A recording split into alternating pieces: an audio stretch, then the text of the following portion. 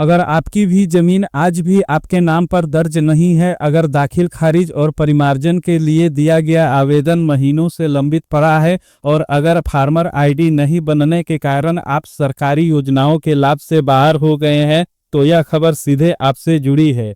26 जनवरी से राज्य सरकार एक ऐसा विशेष अभियान शुरू करने जा रही है जो जमीन के रिकॉर्ड, किसान की पहचान और उसके अधिकार तीनों से जुड़ा हुआ है। इसी को लेकर 22 जनवरी को राजस्व एवं भूमि सुधार विभाग के प्रधान सचिव श्री सीके अनिल ने पत्र जारी कर सभी जिला समहर्ताओं, अपर समहर्ताओं, भूमि सुधार उप समहर्ताओं और अंचल अधिकारियों को नया आदेश जारी किया है। जैसा कि आपको मालूम है, राजस्व महाअभियान जो कि 16 अगस्त से 20 सितंबर 2025 के बीच पंचायत स्तर पर आयोजित किया गया था। इसके दौरान लोगों ने अपनी जमीन से जुड़ी समस्याओं के समाधान के लिए कुल 46 लाख आवेदन दिए थे।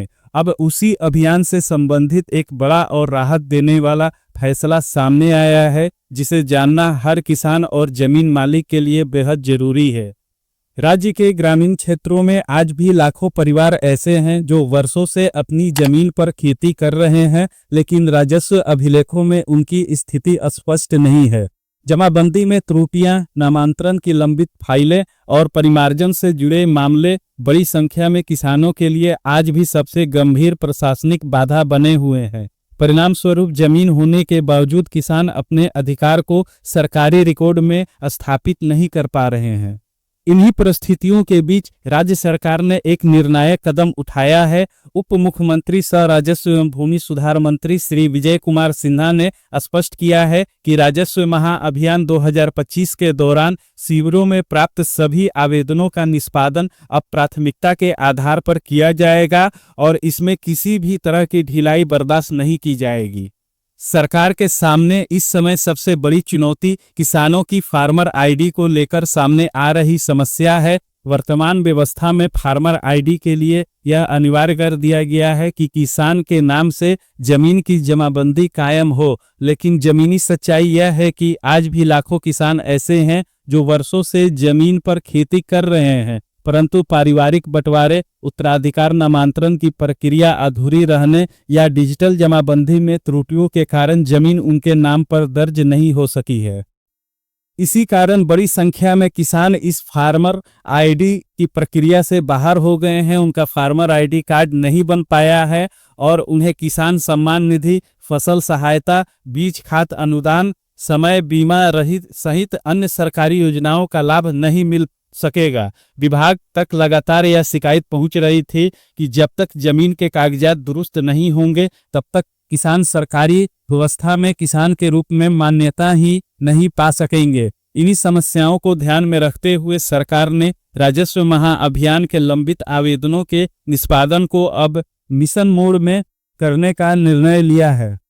सरकारी आंकड़ों के अनुसार राजस्व महाअभियान के दौरान प्राप्त 46 लाख आवेदनों में से 40 लाख आवेदन परिमार्जन से संबंधित है। इससे स्पष्ट है कि जमीन के रिकॉर्ड में सुधार की समस्या सबसे व्यापक है। इन आवेदनों के निपटारे से न केवल डिजिटल जमाबंदी अपडेट होगी, बल्कि जमीन से जुड़ी पहचान स्पष्ट होगी और किसानों के लिए फार्मर आईडी बनवाने का रास्ता भी खुलेगा। इसी क्रम में सरकार ने यह भी साफ कर दिया है कि विभाग में पहले से प्रस्तावित 26 जनवरी से 31 मार्च 2026 तक चलने वाली जमीन मापी का महाअभियान अपनी निर्धारित कार्यक्रम के अनुसार जारी रहेगा। इसके साथ साथ राजस्व महाअभियान से प्राप्त आवेदनों के निष्पादन के लिए भी एक विशेष अभियान शुरू किया जाए, जिसे सरकार ने राजस्व सेवा शिविर अभियान नाम दिया है। इस तरह जमीन मापी, परिमार्जन, दाखिल खारिज और नामांतरण जैसे सभी कार्य एक साथ समन्वित रूप से किए जाएंगे। राजस्व एवं भूमि सुधार विभाग के प्रधान सचिव श्री सीके अनिल ने इस संबंध में सभी प्रमंडलीय आयुक्तों, जिला समहर्ताओं, अपर समहर्ताओं, भूमि सुधार उप समहर्ताओं और अंचल अधिकारियों को सख्त दिशा निर्देश जारी किए हैं। निर्देश में कहा गया है कि 26 जनवरी से 31 मार्च 2026 के बीच सभी लंबित आवेदनों का निष्पादन हर हाल में सुनिश्चित किया जाए। इसके लिए जिलावार, अंचलवार और हल्का स्तर पर आवेदनों की ऑनलाइन प्रविष्टि अनिवार्य की गई है, ताकि निगरानी प्रभावी ढंग से की जा सके। आवेदनों को अविवादित और विवादित दो श्रेणियों में विभाजित किया गया है। अविवादित मामलों का निष्पादन जिला मुख्यालय स्तर पर किया जाएगा, ताकि सरल मामलों में किसानों को अनावश्यक रूप से पंचायत और अंचल कार्यालयों के चक्कर न लगाने पड़े। वहीं विवादित मामलों के लिए पंचायत भवनों में राजस्व सेवा शिविर लगाए जाएंगे, जहां मौके पर ही सुनवाई, अभिलेखों का सत्यापन और आदेश पारित करने की व्यवस्था रहेगी। शिविरों में सरकारी लैपटॉप के माध्यम से ऑनलाइन कार्य किया जाएगा और इसके लिए दक्ष कंप्यूटर सहायक तथा डाटा एंट्री ऑपरेटर की तैनाती की जाएगी। एक ही परिवार या खाताधारी से जुड़े मामलों का समेकित निष्पादन करने का भी निर्देश दिया गया है, ताकि समान परिस्थितियों में अलग अलग आदेश पारित न हो और भविष्य में नए विवाद खड़े न हो। सरकार ने पूरी प्रक्रिया के लिए अधिकतम 45 दिनों की समय सीमा निर्धारित की है। नोटिस निर्गत करने से लेकर सुनवाई, दस्तावेज प्रस्तुत करने और सकारण आदेश पारित करने तक की प्रत्येक प्रक्रिया इसी अवधि में पूरी करनी होगी। शिविरों के संचालन के लिए आवश्यक राशि विभागीय मुख्यालय से उपलब्ध कराई जाएगी। इसी दौरान मापी का महाअभियान भी समानांतर रूप से चलता रहेगा। इसके लिए अमीनों की सेवाएं ली जाएंगी और अंचल अधिकारियों को यह जिम्मेदारी दी गई है कि वे मापी महाअभियान और राजस्व सेवा शिविर अभियान के बीच बेहतर समन्वय स्थापित करें। सरकार यह स्पष्ट संदेश देना चाहती है कि जमीन की मापी और रिकॉर्ड सुधार दोनों एक दूसरे के पूरक हैं और इन्हें एक साथ आगे बढ़ाना आवश्यक है।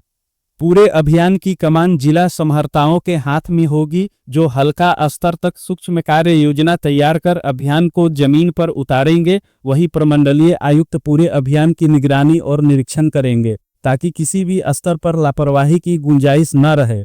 गौरतलब है कि माननीय मुख्यमंत्री श्री नीतीश कुमार और उप मुख्यमंत्री श्री विजय कुमार सिन्हा ने समृद्धि यात्रा के दौरान बंटवारा नामांतरण और नामांतरण से जुड़े लंबित मामलों पर विशेष चिंता व्यक्त की थी। उसी के बाद यह निर्णय लिया गया कि राजस्व महाअभियान 2025 के दौरान प्राप्त सभी आवेदनों का निपटारा अब विशेष अभियान के माध्यम से किया जाएगा। कुल मिलाकर 26 जनवरी से 31 मार्च 2026 तक चलने वाला यह संयुक्त अभियान, जिसमें जमीन मापी महाअभियान और राजस्व सेवा शिविर अभियान दोनों शामिल है, राज्य के लाखों किसानों और जमीन मालिकों के लिए बड़ी राहत साबित होने जा रहा है। जिन लोगों की जमीन आज भी कागजों में उलझी हुई है और जिनकी वजह से उनकी फार्मर आईडी कार्ड नहीं बन पा रही है, उनके लिए यह अभियान केवल एक प्रशासनिक निर्णय नहीं, बल्कि लंबे इंतजार के बाद मिली एक ठोस उम्मीद के रूप में देखा जा रहा है। राजस्व महाअभियान के दौरान जितने भी लोगों ने आवेदन अपना दिया था, 26 जनवरी से वो तैयार रहें और अपना प्राथमिकता के आधार पर अपने आवेदन का निष्पादन सुनिश्चित करवाएं।